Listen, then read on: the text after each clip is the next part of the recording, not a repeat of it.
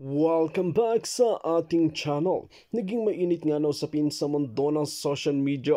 Tila nagsanib pwersa na nga ang mga army at mga general ng bansa natin. Dito nga natin makikita na talagang hindi na nga papakawalan itong sikuting ng norte na ito at handang-handa na nga nilang sugurin ang Malacanang dahil nga sa mga hindi magandang ginagawa ni Kuting ng norte sa bansa natin at patuloy na paghihirap sa taong bayan. Hindi na nga masikmura ng ating mga general at mga army na talagang pinaglilingkuran ng ating bansa. Ilang beses nang paulit-ulit na nahuli nga itong sikuting ng norte na ito na may ginagawang kabalbalan sa loob mismo ng Malacanang at kasama pa si Jesus Mags at Tambaluslos. Ang nakakalungkot kasi rito mga kaibigan, talagang hindi na nila ginagampanan ang kanilang tungkulin sa bansa natin. Banat pa nga ng maraming netizen, magbigay kayo kung ano nga ba talaga ang naipasana ni Kuting ng Norte sa halos magdalawang taon na nakaupo sa Malacanang, ngunit wala pa rin itong napapatunayan at wala pa rin itong nagagawa na kahit isang proyekto. Mayroon nagawang proyekto ngunit wala silang maipakita na resibo dahil panaginip lamang ang kanilang sinasabi na halos trilyon ang naggastos nila ngunit hindi nila maipakita ang kahit isang resibo. Dito nga natin makikita na talagang ang taktika ng pamahalaan ngayon, ang kasama at kasabwat dito ay ang mambabatas at matataas na opisyales para pagtakpan ang kanilang karumal-dumal na ginagawan sa bansa natin. Kaya naman hindi na nakapagtimpi ang ating mga general at susugurin na itong sikuting ng norte. Well mga kaibigan, para nga sa karagdagang impormasyon, panoorin nga natin ang buong video. At kung bago ka pa lamang sa aking channel, huwag kalimutan i-click ang subscribe button at notification bell para lagi kang updated sa ating mga bagong video. At para sa sulit viewers natin dyan, maraming salamat sa walang sawang pagsuporta. Sa akin, continuous kayong maniwala sa amin, sa mga taga-FGF, sa mga commander ninyo, at sa mga naghahanda ng barangay guerrilla unit. Kayong mga kapitan at mga LGU na hindi nakikita yung importansya ng ginagawa namin, good luck sa inyo. At kung gusto nyo magtayo ng sarili nyo, bahala kayo sa buhay nyo. No? Bahala kayo sa buhay nyo. Kasi mahirap yun eh. Meron kayong iniisip na hindi maganda eh. No? Kunwari kayong territorial defense, ganyan nyo na naisip yun. Kung kailan magkakagulo na. At kung kailan may naunang FGF, ayaw nyo pa suportahan. Gusto nyo pa, gumawa kayo ng sarili ninyo. Bahala kayo sa buhay nyo. At doon sa maniniwala sa kanila, good luck din sa inyo. Kung kayo ibinala kung saan, good luck sa inyo. Sa amin eh, simple lang. Pamilya, no? Yun yung priority natin. So sa AFP ulit, ano? Yung nagre-recruit ngayon ng AFP ng mga reservists na chismis na naman, na balita, baka makita kayo. Sige lang. Sa mga AFP natin, pwede ba, wag nyo lang takutin yung tao? Pwede ba, kung mga side-side pa kayo ng batas, wag na, sa gera wala nang batas-batas eh. Tsaka hindi nyo pwedeng i-compel ang taong bayan, ipopwersahin ninyo mag-depend sa Pilipinas. Samantalang yung mga politiko, unahin ninyo yung mga politiko, presidente, hanggang sa barangay, hanggang sa kapitan ng barangay, sa councilor. Bihisan nyo sila ng uniforme, bigyan nyo sila ng rangko. At saka, siguraduhin ninyo, sila ang lalaban para sa bansa natin. Hindi yung aalis sila, isi-safety pa nila, pamilya nila. Anak ng tokwa kayo. Tapos pipilitin nyo yung mga retired na lumaban. Ano ba kayo? Binigay na ng mga sundalong nagretiro yung buhay nila, buong buhay nila. Umabot silang 30 plus years sa serbisyo. No? Namuti na lahat ng mga buhok ng mga yan. Hanggang ibaba. Namuti na. Nagrayuma na. Ngayon, nararamdaman nila yung abuso sa katawan nila. Kami lahat nararamdaman namin yon. Tapos sasabihin nyo, magserbisyo ulit. Ano ba kayo? Mario Joseph, tatakutin yung court martial. Doesn't work that way. you appeal, AFP, sorry, advice lang, advice, mga kumpanyero, kabalyero, advice lang, mga kabalyero, mga sir, mga iho, no? Mga magagaling. Sipin ninyo, kung yung 41 million na yon lahat nagkaroon ng sakit bigla, anong gagawin nyo? 41 million na Pilipino na supposed to be na hanggang 50 million na able-bodied Filipino people na pwedeng lumaban, kung ayaw lumaban, anong gagawin nyo? Pupuwersay ninyo lumaban? Hindi pwede. Hindi pwede. Pagka gusto nilang umalis sa Pilipinas, sali sila sa Pilipinas kung kaya nila. Ayaw nilang gere. Paano yan? Huwag niyong tatakutin. 41 million, ano nyo yun? 41 million, i-court martial ninyo lahat yung 41 million. Abay, malaking kulungan ang kailangan nyo doon. Yung Monte, 30,000, sobrang sikip-sikip na sila. No? And you do not want to have a rebellion in your hands. Dahil lang sa nananakot kayo at pinipilit ninyo na magserbisyo sa bayan na lumaban sa isang gera na ayaw naman ng taong bayan. Ay, nako, mga iho, wala kayo sa hulog. Panay kayong even yung mga general natin, sorry, mga general natin. Isa-safety ninyo yung pamilya ninyo. Isa-safety ninyo yung pamilya ninyo. No? Yun yung mga kwento-kwento. No? Papaalisin ninyo yung pamilya ninyo, safety sila. And then you will talk about this legality. You will talk about anong batas yun na sinasabi ninyo na anyone na pwedeng tatawagin and then he has to serve the Philippine government. Sorry sir, mga sir. Pero gunggong kayo sir. Tragis, mali. Bakit? Kasi sir, sorry with all due respect, kasi sir, yung taong bayan ang gumawa ng konstitusyon. Niratify nyo. Taong bayan. Ilang beses ko sasabihin, taong bayan. Konstitusyon, niratify ng taong bayan. Tapos, yung mga batas natin nasa ilalim ng konstitusyon. Ngayon, gusto niyo mag-serve yung taong bayan para lumaban sa isang gera na ayaw ng taong bayan. O paano yun? Tapos, court martial.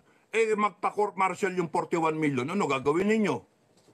Samantalang sa amin, sa guerrilla force, Filipino guerrilla force, ayaw namin ng pilitan, voluntaryo. Kung kayo, Pilipino, naniniwala kayo na pwede kayong gumawa ng isang bagay na positibo, positive, hindi pa na negative. Wala na, talo tayo sa gera. Pagka-nuclear war, talo na tayo. Kubobombay na tayo ng China, wala na.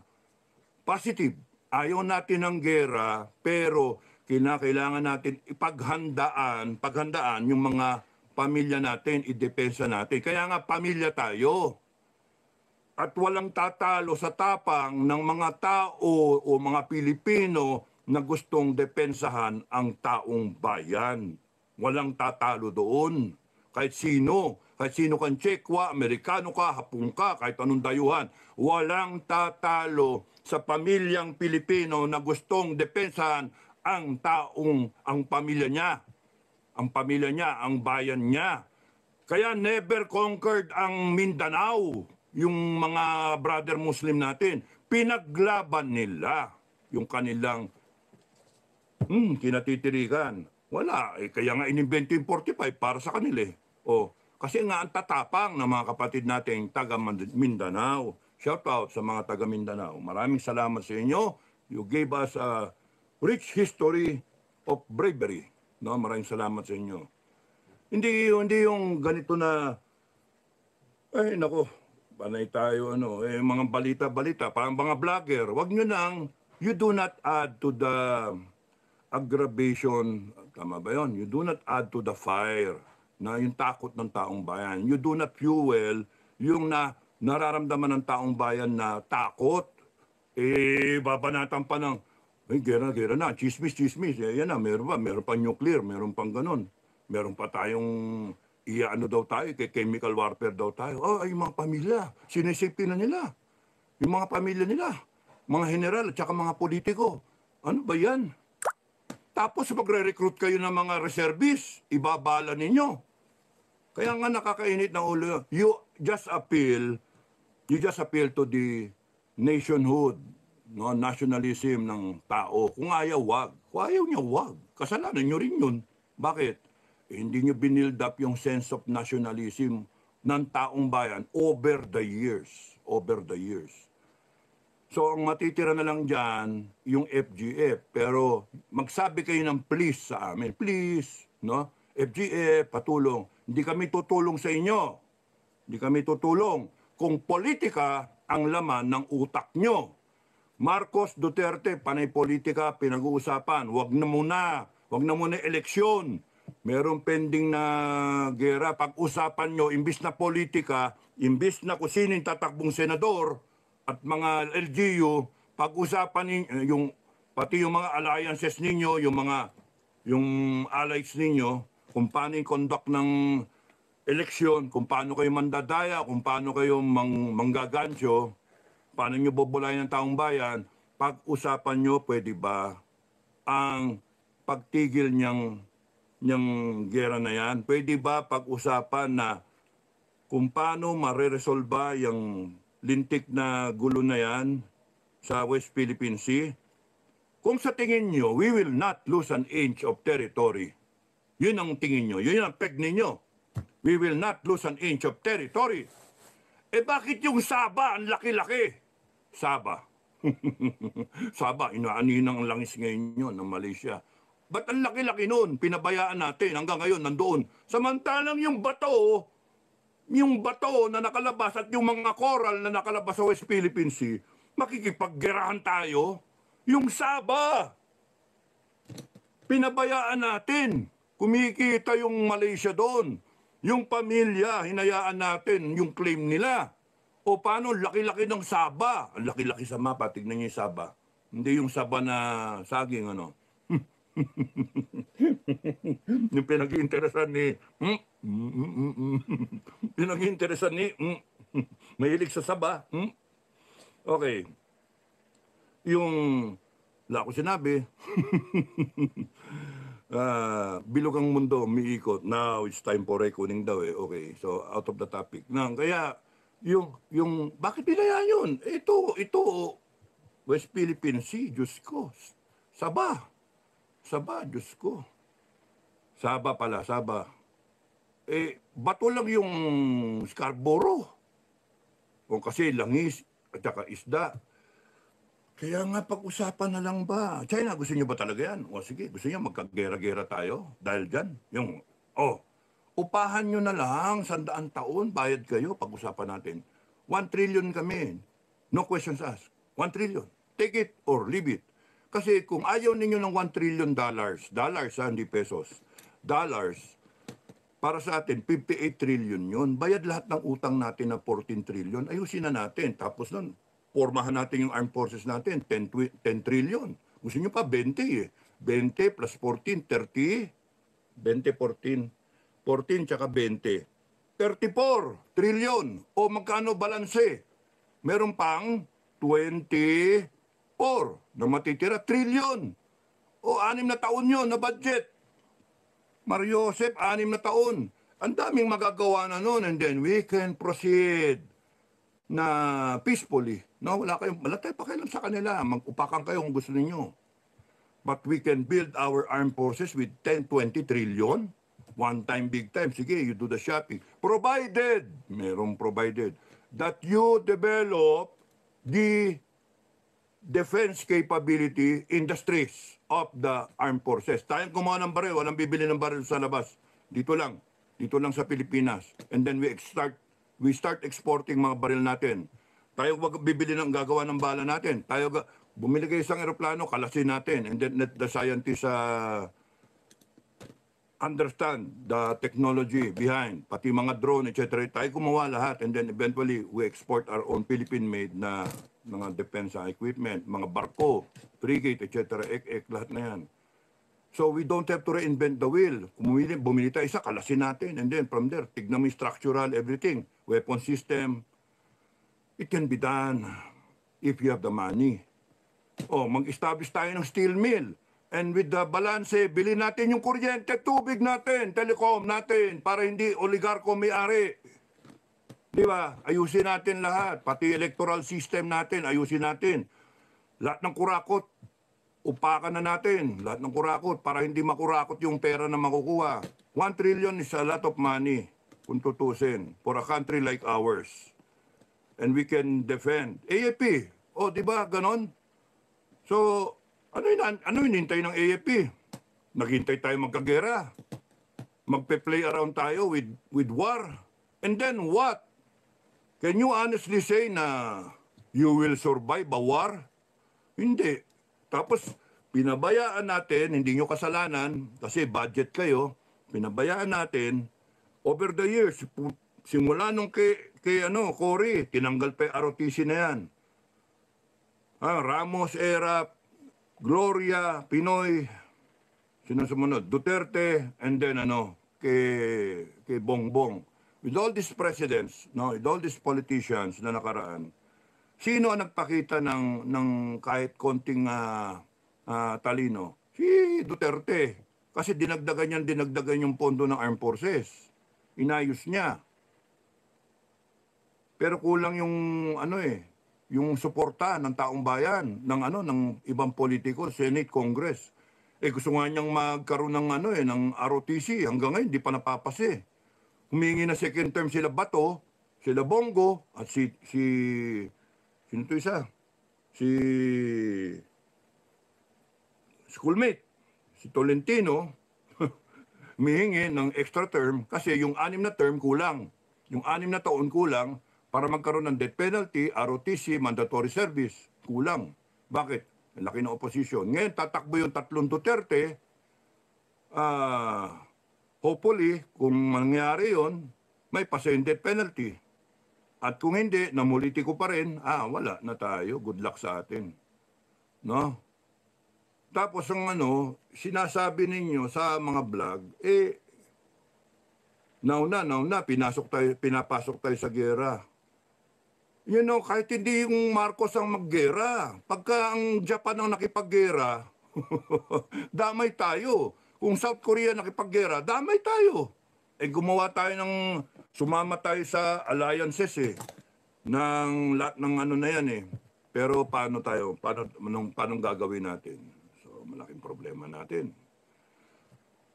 Think positive. Think positive. Huwag kayong mababag down sa takot, no? Hindi ganoon ang Pilipino. Maling asal ng Pilipino. Ang dapat, isipin ninyo, kay may gera yan o kay wala, maghanda tayo. Yun yung amin, yun yung FGF. No? Maraming salamat doon sa sumasali sa Filipino Guerrilla Forces. No? At supportahan nyo yung channel, Filipino Guerrilla Forces TV. Kahit paano, monetize siya. Pumapatang ngayon, as of today, 6,000. 6,000, no? Imagine that, as of today. Cute, pagka may pagkakataon ako, i-advance ko yung di ko pa nakukuha na pondo para makaporma itong FGF. Try to get equipment. Kung kaya ko, wala akong money, wala. Sorry. Kung papanoorin niyo yung mga channel sa FGF at wala kayong nakikitang upload dun sa FGF, panoorin nyo all over again. Hayaan yung running yung ads. Yun yung sistema ng YouTube You keep watching from video number 1 hanggang, 15 ba? Panoorin nyo all over again. Hanggang sa makabisado nyo yung mga sinasabi ko. Neutral tayo, wala tayong pakialam, politiko, mag-usap kayo. Ewan ko ba yung iba ilang beses ko na sinasabi, nag-aanuhan pa rin, na di pa rin naintindihan. May magtatanong pa, sir, paano sumali? Pwede ba yung pagka nagko-comment ng ganon, kayo na sumagot, mga kabrigada, kayo na sumagot, paano sumali, no? Kasi sa dami nga hindi na kami ilang araw, 2 araw yata akong hindi naka-vlog. Wala, dead ball ako. Sumakit yung ulo ko. Mga mata ko ba? Nakakabasa ng mga comment, kakasagot ng telepono, siguro sobra araw-araw. Ilang oras na ganyan, no? Na kaya tinulog ko lang. Pati si Commander Bukay nag-ano na rin na wala, kung mamatay tayo, brother, nako. tapos ng FGA pagka natimbog tayo. Kaya mahalaga yung succession Okay. Ano yung sasabihin ko? So, dalawa yun, recruitment AFP, you appeal to the heart of the Filipino. Huwag niyong tatakutin. Mag-serve yung gustong mag-serve. Ilan ba kailangan nyo? All 41 million? Hindi naman, di ba? Ba't nyo tatakutin? So, go to next. Di ba? Padala nyo ng 2 milyon. Paano ba kayo ng Di ba? Padala kayo ng mga telegrama, tawagan nyo, and then, yung ready. You're asking the people to drop yung kanilang ginagawa and then go to you para mag-training, para mag-firing and all that. Unang-una, yung armed forces, di naman kayang sweldoan yung 41 million. Ina-alert lang Tsaka wala pa namang gera. So, pag-prepare lang. Kaya huwag kayong natatakot na ganun. Ngayon, mga sumali sa FGF, pagka tinawag kayo, option ninyo, sumama kayo sa AFP. Ganun lang. Hindi namin kayo pipigilan. Unless na commander siya. Okay? Unless na commander siya, you make a choice. Anong mas mahalaga? Mag-report ka doon or dito ka sa FGF. I would advise na pag-isipan maigi. Ang ano kasi diyan, ang pagkakaiba kasi ng FGF, ng guerrilla forces natin, we protect our families. Doon lang kayo sa komunidad ninyo. Any barangay captain who does not see the way we see it is a stupid barangay captain, Wala Hindi niya iniisip yung barangay niya. Any mayor, for that matter, hindi rin nakikita yan, hindi rin niya naisip. At siguro, nagseselos, ba't hindi na lang siya magtatag ng sarili niya? O di bala kayo magtatag kay sarili nyo. And you are following already our concept. Happy na kami. Hindi ito pasikatan. Hindi. Ang prioridad dito, tao, pamilya, hindi kayo mga politiko, hindi kayong mga, dapat sikat-sikat ako dito, dapat ako yung bossing dito, ako dapat yung Kung may susunod sa inyo, kung ang iniisip ninyo, magtayo kayo, mga mayor at mga gobernador at saka sa mga kapitan, magtayo kayo ng guerrilla force ninyo na sarili pang pangalan, para protektahan yung pamilya ninyo at yung inyong mga posisyon, mali kayo. Ang iba kami, ang Filipino Guerrilla Force, ang iniisip namin, protektahan yung pamilya ng bawat isa. Yung mga nasa abroad, isa pang topic yun. Yung mga nasa abroad ay hindi makakauwi. Ang advice namin, huwag kayong umuwi. Bakit? Mas kailangan kayo nandyan. Pagka nagkaroon ng gera, kung magkakaroon ng gera, at kung hindi may iwasan, kung magkaroon ng gera, mas magandang nandyan kayo. Pagka nagkagera, ito yung ng iba, yung salita ng iba, narrative ng iba. Pagka nagkagera, yari tayo, economy natin. Yun yung sinasabi ng ibang general. Yun yung sinasabi ng mga eksperto kuno, Pagka nagkaroon ng gera, malapit ako masyado. Pagka nagkaroon ng gera, Pagka nagkaroon ng gera, hindi mayayari ekonomiya natin. I say no. Because it was proven ng COVID, Yung titingnan nyo, what made us, what allowed us to stay afloat is exactly kayong mga OFW, yung remittances ninyo. Economy is about umiikot yung pera, Pagka nawala yung China, as in trade natin, malaki yung ng China, kunyari, pagka nawala yun, paano ngayon? Mapipilayan tayo kuno. Pero hindi. Kasi as long as meron tayong mga OFW sa abroad na nagpapadala ng remittances, magkakaroon ng money, itong mga Pilipino nandito, tapos noon bibili sila. question lang is yung purchasing power. Hihina yung value. Pero kung humina yung dollar, pabor dito sa mga OFW. Tataas yung exchange rate. Tama? So mas maraming makukuha pera yung mga Pilipino na pamilya nila. Tapos nun, makakabili sila. Kahit tumaas yung presyo, kahit paano makakabili sila. Ang advice ko lang sa inyo, pag-isipan nyo na yung paghahanda ng mga pagkain. Mag-alaga kayo ng manok o whatever makakain, mga halaman. Kung kaya nyo, gumawa kayo mini plot. That will help also. Kung meron kayong mga lupa sa mga probinsya, simulan yung taniman ng kahit kamote. Bili kayo ng mga terserang kamote, yung ganon. Hayaan nyo lang na nakatakpan nyo lang ng konti, plastic kunyari, enough na magkaroon ng perspiration, takpan nyo lang sa isang bilao, and then hayaan nyo lang hanggang sa maglabasa na, overtime, siguro 2 weeks to 1 month, maglitawan yung usbong. Hayaan nyo pa lumitaw yung ng konti usbong, 3 inches na kunyari, 2 inches, itanim nyo sa lupa. Kontrolin nyo yung lupa para hindi mahukay ng anumang hayop. So, ayun na, pagtubo nun, pagka nakaisandi pa na putol, tanim na. Kamote na siya. Okay? So, talbos lang ng talbos. Yung magtatalbos kayo na magtatalbos, hindi mamumunga yun. Hindi basta-basta mamumunga kasi sanga siya na sanga. Pero, nakarami kayo ng talbos. So, yun yung simulan nyo. Ilan lang yun. Manghingi kayo ng kamote. Kung di kaya, meron dyan may kamote, hingan nyo ng talbos. Para sa akin, pipili na ako ng kamoteng tatanim ko, yung gusto ko. Pitanim ka ng pangit na kamote. Meron pangit, di ba? Ilang klase ng kamote. Piliin nyo yung dilaw. Masarap man yung dilaw, matamis. Yun, ganun magtanim kayo. Pag hindi dahilan yung nasa Pilipinas tayo. Hindi ka basta-basta magugutom dito. At saka ang Pilipino, kahit sino, tutulungan. Kay kalaban siya, kay kakampi siya. Ng mga NPA sundalo, tutulungan man ng mga nando sa bundok.